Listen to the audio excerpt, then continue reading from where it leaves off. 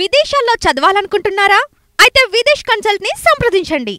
Sir హైడ్రాకి అంటే holidays లో కూర్చోద్దు, Sunday రోజు ఎలాంటి యాక్షన్ తీసుకోవద్దు అనేది ముందు నుంచి ఉండిందా? హైడ్రా ఫామ్ అయిన తర్వాత దానికి అంతకు ముందే there is a judgment of full court of this honorable court. మనకు మన కోర్టు తెలంగాణ హైకోర్టు ఇచ్చిన జడ్జ్మెంట్ ప్రకారమే సండే హాలిడేస్లలో పబ్లిక్ హాలిడేస్లో they should not demolish. Supreme కోర్టులో కూడా ఉంది, యాక్చువల్గా సుప్రీం కోర్టు కూడా ఇచ్చేది. మళ్ళీ before sunrise after sunset ఎలాంటి డెమాలిషన్ అండర్టేకింగ్ చేయదు. In violation of the orders of the court suo motu contempt also the court can take against the Hydraa commissioner. Okay, so ఇప్పుడు ఇన్ని developments petitioner నుంచి ఉన్నప్పుడు హైడ్రా నుంచి రంగనాథ్ గారి reaction ఏంటి sir? కోర్టులో వారి సంభాషణ ఎట్లా ఉంది? రంగనాథన్ గారిని ఎక్స్ప్లెనేషన్ అడిగారు కోర్టు వారు, జడ్జి గారు మనకు ఎక్స్ప్లెనేషన్ అడిగారు. Why you are demolition on Sunday, is it in violation to the orders of the court అని అంటే ఆయన ముందు తటపడాయించాడు, కొంతసేపు ఏం మాట్లాడలేదు, తర్వాత ఎస్ దట్ ఈస్ రాంగ్ అని అన్నారు. ఓకే ఓకే సార్, అంటే అన్ని కూడా రంగనాథ్ గారికి తెలిసే జరుగుతాయంటారా డెమాలిషన్స్? ఎందుకంటే చాలా బృందాలతోని కూడుకున్న హైడ్రా విభాగము నోటీసులు అందుకొని 1 by 1 ఆర్డర్లీ వాళ్ళు కూలుస్తున్న డెమాలిషన్ చేస్తున్నారు అనేది. ఇప్పుడు Hydraa they are taking the leading to the team. Okay, they are demolishing. Here is a case, మా కేసులో నేను సపోజ్ చెప్తున్నాను. యాక్చువల్ గా హైడ్రా అగైన్స్ట్ ఆర్డర్ ఉంది, కోర్ట్ ఆర్డర్ ఉంది. వాళ్ళు they are given undertaking that they will follow the procedure. Where is the before demolishing is it not their duty to verify the entire court orders కదా? They are not even verified. ఒకటే అడిగారు court వారు, మీకు మనకు Charminar MRO గారు మీరు demolition హైకోర్టును demolition చేయాలి, మిషనరీ ప్రొవైడ్ చేస్తే చేయమంటే చేస్తారా అని అడిగారు. అది దానికి లేదన్నారు. లేదన్నప్పుడు ఇది ఎట్లా చేశారు మీరు without verifying documents, how you are demolish the property? He says that I have not verified the documents. Without verifying how you are done అని అడిగారు. Based on the no we have not done, the MRO has done, we have provided the machinery and another. That is not correct. There is a order from this honorable court saying that you have to follow the procedure. They are not even follow any procedure in my case. Entire issue lo ikkada tahsildar gari mistake undantara? Hydra nunchi Ranganadh gari iddardi unnadi. Iddardi unnadi. Miscommunication emana జరిగిందా? Miscommunication అని నేను అనుకోవడం లేదు. హైడ్రానే instigate చేసి MRO తోటి చేయించిందని నేను అనుకుంటున్నా, నా ఉద్దేశంలో. ఎందుకంటే హైడ్రాక్ అగెనిస్ట్ కేసు వేసాం మేము. హైడ్రా కేసు కోర్టు వారి దృష్టికి వచ్చింది, అది డిస్పోజ్ చేసింది, వాళ్ళకి తెలుసు. తర్వాత ఈ before demolishing the property whether proper orders passed or not అనేది వాళ్ళు వెరిఫై చేయాలి కదా. Is it not their duty before taking the steps? మళ్ళీ యాజ్ ఎ స్టేట్ మీరు దొంగతనంగా చేసినట్టు ఇట్లా సండే రోజు ఏంటి కదా? మీరు state why they have feared about the courts కదా? మేము కోర్టుకు వస్తామనే కదా ఇది హౌస్ మోషన్ మూవ్ చేస్తాము. అందు గురించి Sunday they have undertaken the demolition. So ఇప్పుడు మీ క్లయింట్ కి సంబంధించి రియాక్షన్ ఏంటి సార్? ఎందుకు అని అంటే మా client actually literally is cried on Sunday 22nd. He asked me to move the lunch house motion. I told him that it is not possible because 7:30 they have started the demolition. And at least 10:30 they will take up the matter. By the time this demolition will be, entire process will over. అందు గురించి నేను ఏం చేయలేకపోయినా actual house motion కూడా move చేయలేని పరిస్థితి ఏర్పడ్డది. Otherwise is a fit case. యాక్చువల్గా ఈ కేసులో ఎలాంటి డెమాలిషన్ చేయొద్దు మా కేసులో.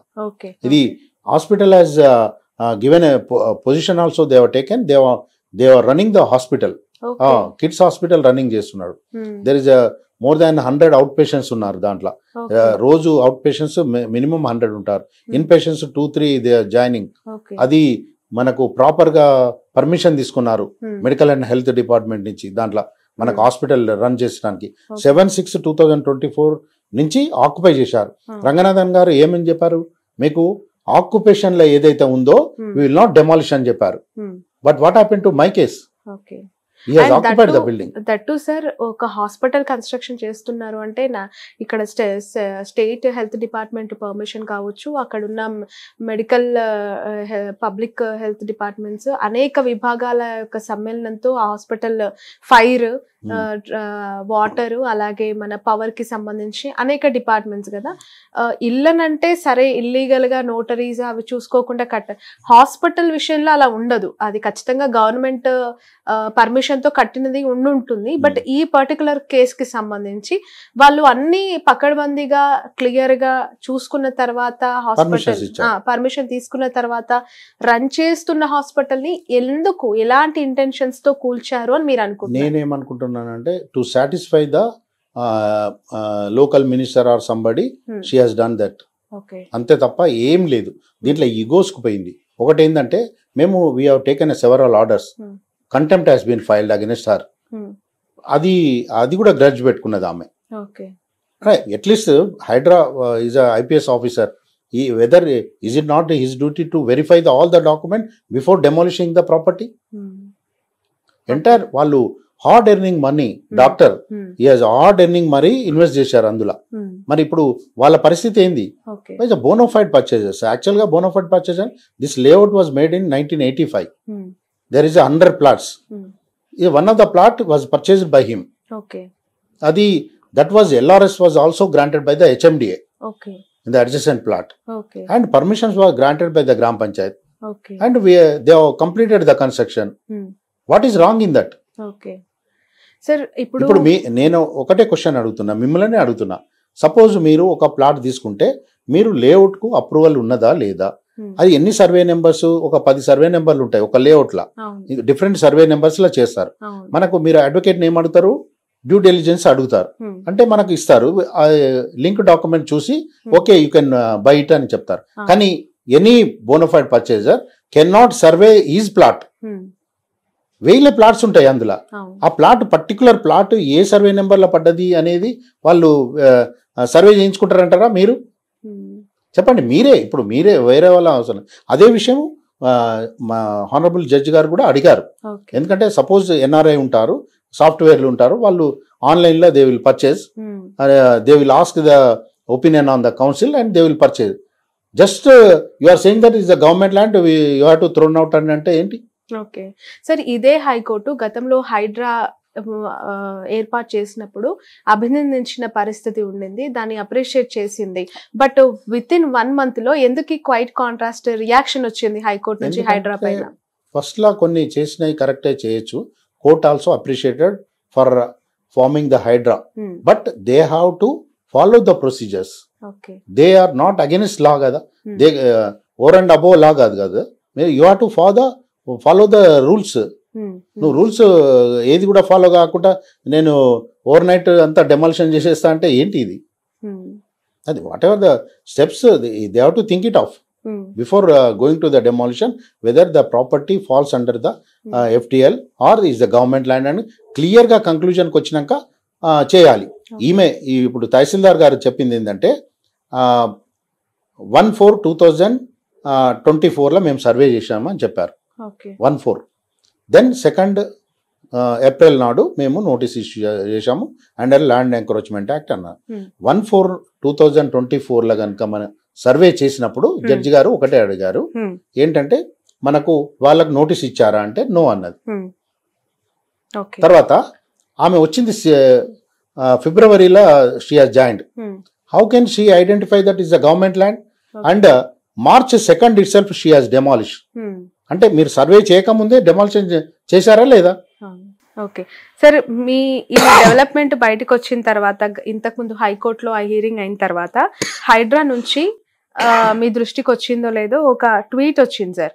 ఆ ట్వీట్, మూసీ నదికి ఇరువైపులా సర్వేలతో హైడ్రాకి సంబంధం లేదు, అక్కడ నివాసితులకు హైడ్రా తరలించటం లేదు, అక్కడ ఎలాంటి కూల్చివేతలు హైడ్రా చేపట్టట్లేదు, మూసీ పరివాహక ప్రాంతాల్లోని ఇళ్లపై హైడ్రా మార్కింగ్ చేయట్లేదు, అండ్ మూసీ సుందరీకరణ ప్రత్యేక ప్రాజెక్టు, దీనిని Musi river front development corporation చేపడుతుంది అని చెప్పి హైడ్రా కమిషనర్ రంగనాథ్ గారు క్లారిటీ ఇచ్చారు. ఇక్కడ Musi river front development corporation మాత్రమే చేపడుతుంది, ఇది ఒక సపరేట్ ప్రాజెక్ట్, మూసీ బ్యూటిఫికేషన్ పేరుతోనే ఇది చేస్తుంది అని చెప్పి. అది నాకు అంత ఐడియా లేదండి, ఎందుకంటే యాక్చువల్గా so many cases court has passed and orders. అంటే ఈ ఇస్తున్న నోటీసులు, ఈ డెమాలిషెస్ అన్ని కూడా హైడ్రా ఒక్కటే కాదు, మూసీ బ్యూటిఫికేషన్ కోసము, మూసీ పరిరక్షణ కోసం, మూసీ రివర్ ఫ్రంట్ వీళ్ళకి నోటీసులు ఇస్తుంది. ఈ డెమాలిషెస్ లో భాగంగా అది కూడా ఒక వన్ ఆఫ్ ద పార్ట్ అని కూడా అతను చెప్తూ ఉన్నారు. మరి అది నాకు ఐడియా లేదు, ఎందుకంటే I not enter in to that area. Actually ఇక్కడ కిష్టారెడ్డిపేటలో జరిగిన ఈ ఓన్లీ డెమాలిషన్ దానికే నేను undertake 3 clients buildings for demolition. Okay okay sir, overall గా మీరు as a advocate me opinion ఏంటి సార్ హైడ్రా చేస్తున్న ఈ యాక్టివిటీ పైన? ఎందుకు అనంటే చాలా మంది బాధితులు, హైడ్రా బాధితులు బయటకు వస్తూ ఉన్నారు, మా ఇల్లు కూలిపోతుంది, మా ఇల్లు కూల్చేశారు అని చెప్పి. నేను ఏంటంటే it is the duty of the government to provide the rehabilitation for the all of సడన్గా మీరు మేము తీసేస్తామని అంటే కాకుండా బీద వాళ్ళు ఉంటారు, వాళ్ళకు రిహాబిలిటేషన్ ప్రొవైడ్ చేసి they can do it in a proper way. నువ్వు ఓవర్ నైట్ చేసి నిన్న సాటర్డే సండే నాడు డెమాలిషన్ చేస్తానని అంటే ఎవరైనా వాళ్ళు హార్డ్ ఎర్నింగ్ మనీ దాంట్లో ఇన్వెస్ట్ చేసి ఉంటారు, వాళ్ళు ఎట్లా వాళ్ళ పరిస్థితి? వాళ్ళు ఏం రాజకీయ నాయకులు కాదు కోట్లు సంపాదించడానికి. After all a common man వాళ్ళకి ఏముంటుంది, మన లైఫ్ అంబిషన్ ఏముంటుంది, to construct the building, to marriages, అంత తప్ప వేరే ఏముండదు వాళ్ళకు.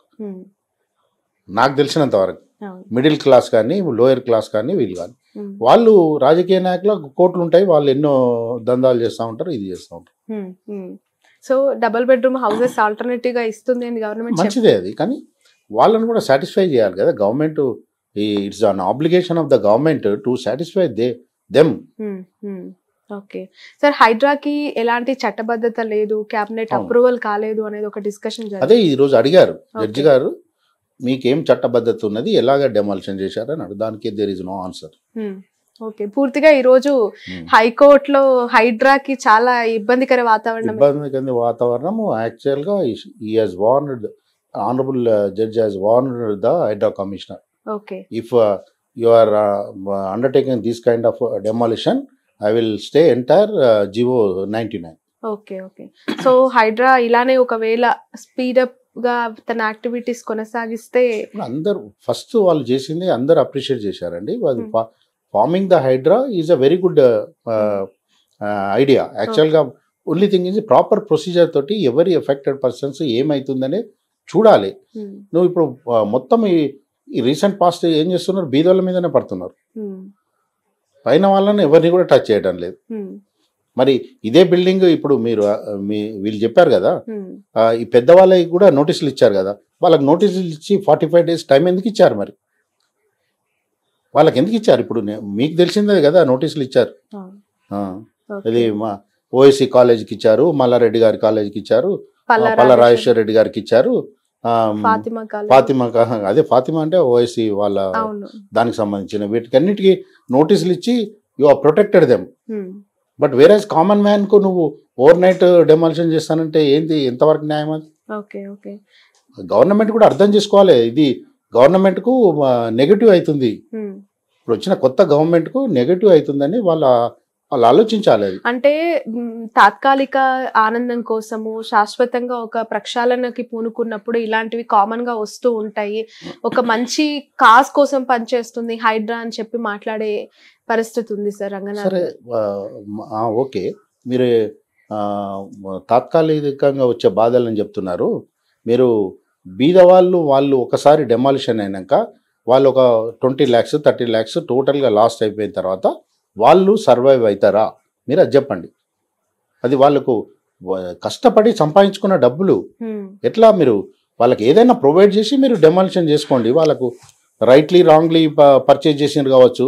మీకు మనకు సుప్రీంకోర్టు జడ్జిమెంట్ ఉంది కదా, Tummala Krishnarao judgement, long standing ఉన్న వాళ్ళు స్టేట్ అవే రిమూవ్ చేసడానికి వీల్లేదు కదా. Osmania university case. సార్ ఇప్పుడు ఆల్రెడీ ఒక ప్రాపర్టీలో ఉంటున్న వాళ్ళని ఓనర్ కూడా బలవంత పెట్టి ఖాళీ చేయించొద్దు, వెకెట్ చేయించే పరిస్థితి లేదు, మన రూల్స్ అట్లా ఉన్నాయని మాట్లాడుతూ ఉంటారు. గవర్నమెంటే ఎవరైనా ఇబ్బంది పడుతుంటే ప్రొటెక్ట్ చేయాల్సింది పోయి హైడ్రా రూపంలో వాళ్ళని నడి రోడ్డు మీద నిలబెట్టే పరిస్థితి ఉన్నప్పుడు అసలు బాధితులకు ఎట్లా న్యాయం జరుగుతుంది సార్ దీనికి? ఎందుకంటే వాళ్ళ కోర్టుల మీద కూడా నమ్మకం లేదు, ప్రభుత్వమే ఇన్వాల్వ్ అయింది, ప్రభుత్వమే మమ్మల్ని బజార్లో నిలబెడుతుంది హైడ్రా ద్వారా అని బాధితులు బాధపడుతూ ఉన్న వీడియోస్ ఆడియోస్ మనం వింటూ ఉన్నాం. కోర్టుల మీద నమ్మకం కాదు, అంటే కోర్ట్ ఆర్డర్స్ ను ఈ ఆఫీసర్స్ వైలేట్ చేస్తున్నారు. అల్టిమేట్ జస్టిస్ మనకు కోర్టులోనే జరుగుతుంది, ఎవరికైనా అంతే కోర్టులోనే జరుగుతుంది. సపోజ్ నేను అడుగుతున్నా మేములను, ఇప్పుడు 300 acres జూబ్లీ హిల్స్ లా ఎందుకు రెగ్యులరైజ్ చేశారు గవర్నమెంట్?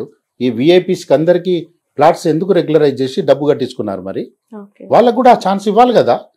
నువ్వు డిస్క్రిమినేట్ కాన్స్టిట్యూషన్ రైట్, అది equals cannot be treated as అన్ఈక్వల్స్ కాదా? సార్ హైదరాబాద్ మీకు తెలుసా జూబ్లీ హిల్స్ లో అంతా 300 acres రెగ్యులరైజ్ చేసిన విషయం? మీలాంటి వాళ్ళు కొన్ని అసలైన విషయాలు బయట పెడితేనే తెలుస్తుంది సార్, ఎందుకంటే మీడియాలో అన్ని ప్రాజెక్ట్ అవ్వవు, కొన్ని మాత్రం. రీసెంట్ గా నాకే వచ్చింది as a standing council for HMWS, నేనే చేసిన కేసులే నాట్ టు ఇంటర్ఫియర్ తీసుకున్నారు వాళ్ళు. ఏదో సొసైటీ, అది గవర్నమెంట్ ల్యాండ్, వాళ్ళకి ఏం రైట్ లేదు, they are in occupation, that's all. Okay, how much it is cost sir? 300 CR, 10 acres. 10 acres ఎంత ఉంటుంది ప్రాపర్టీ వాల్యూ మీకు జూబ్లీ హిల్స్ లో? అంటే ఎంత ఉంటుందో మీరు just estimate. Okay okay, crores of property. Okay. So sir ఇప్పుడు హైడ్రాకి సంబంధించి ఇల్లు కోల్పోయి నిరాశ్రయులైన వాళ్ళు నోటీసులు అందుకొని నిరాశలు అవుతామని బాధపడుతున్న వాళ్ళకి as a advocate what is your advice sir? What may they do? వాళ్ళకి ఎట్లా జస్టిస్ జరుగుతుంది? Only thing is we have to knock the doors of the court. Okay. That's all. The ultimate justice will be done in the courts only. Okay. Not by these political leaders. Okay. నా ఉద్దేశం అయితే అంతే. Political leaders కొంచెం ఏంటంటే patience ఉండాలి. Okay. మనకు వాళ్ళు approach అయినప్పుడు కోర్టులో పేషెన్స్ ఉండాలి. ప్రాపర్ గా మనం అప్రోచ్ అయితే మనకు 100% మనకు జస్టిస్ జరుగుతుందని నేను అనుకుంటున్నాను.